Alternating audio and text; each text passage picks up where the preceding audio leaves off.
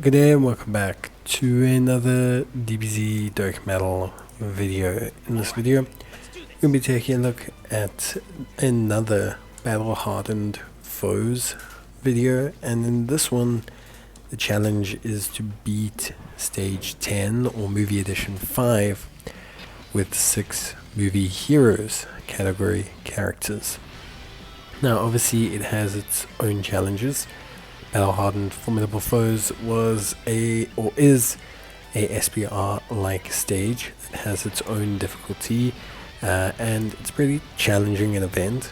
Now, it's challenging on a normal basis, but you do have items to help you, and I think that's something that is very helpful and players need to take advantage of.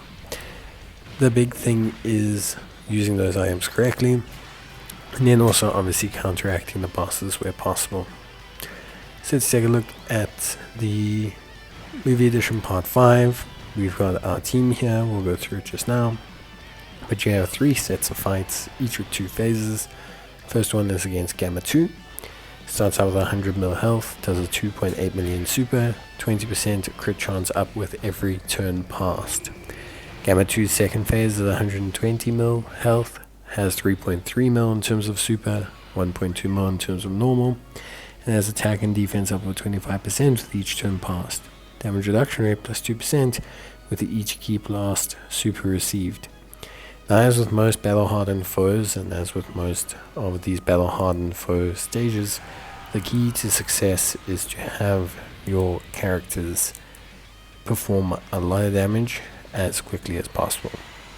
The quickest way we can do that with movie heroes is unfortunately, well, not unfortunately, but is to best function on using things like the Tech Golden Frieza Gogeta.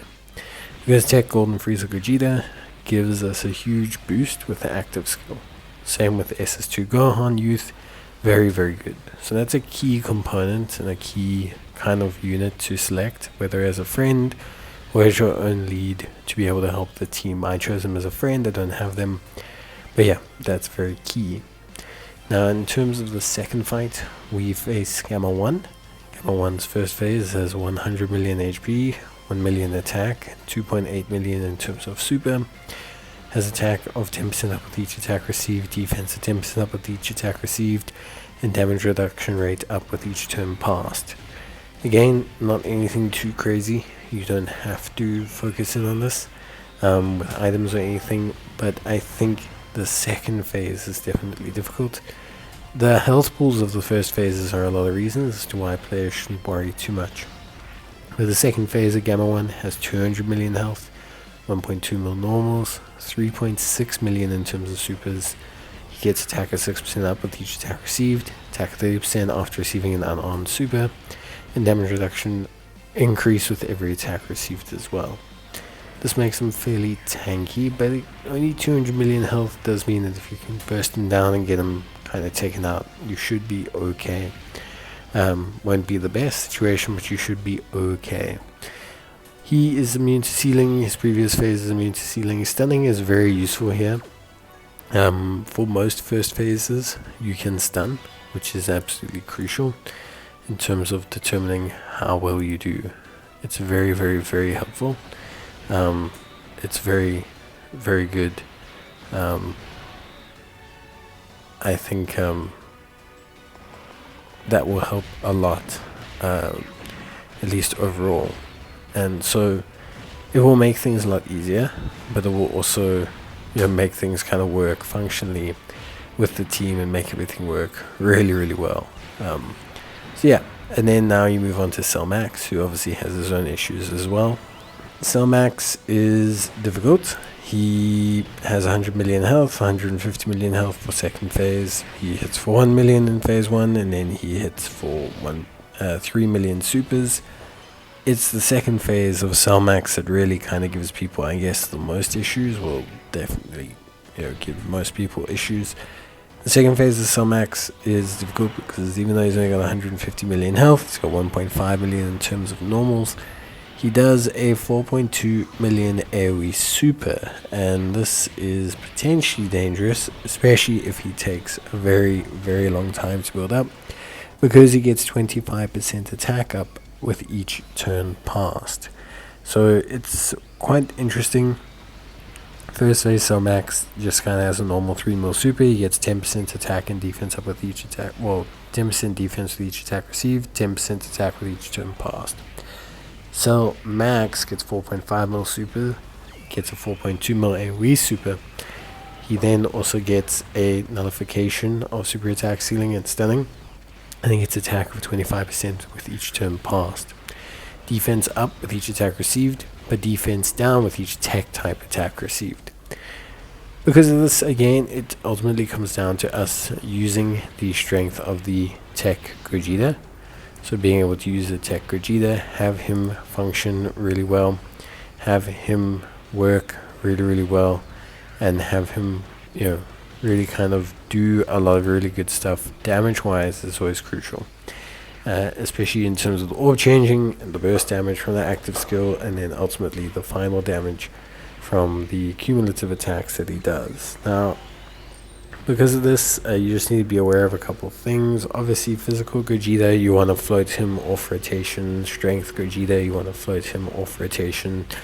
We're going to use the God Boys as a pseudo tank, turn 1 always pretty much. And Kamehameha Gohan, we'll use him as a tank provided he has a standby active, otherwise we'll just leave him floating off rotation as well. Tech Golden Frieza, we never use his active just because the burst damage from from Gogeta is a bit better. Because these fights have such lower health, you don't need the excessive damage from Frieza's active, from his taunt and standby and everything. And his taunt and standby won't intercept an AoE super like Cell Max's. So what you need to do is you need to just kind of build and focus on the fact that you ultimately are not going to have a tremendously good time using that taunt. So instead, rather play it by using the Gogeta active, giving yourself the boost damage wise because of the instant damage from the skill, the attack boost, the orb changing, and then you should be able to do so much damage that you'll probably win it first time around, unless you're super duper unlucky. For safety, always leave at least 2 items for AGL Cell Max if you want to play it safe. Generally some damage reduction items or something just to kind of stack, see how things go. All in all, I think it was a very fun, interesting event. I think it was very cool to take on. I think the team build works very nicely. Like I say, you've got a little bit of an emergency situation with that Kamehameha standby if you really need to, but you also just have the overwhelming awesome power of units like Super Saiyan Blue Gogeta.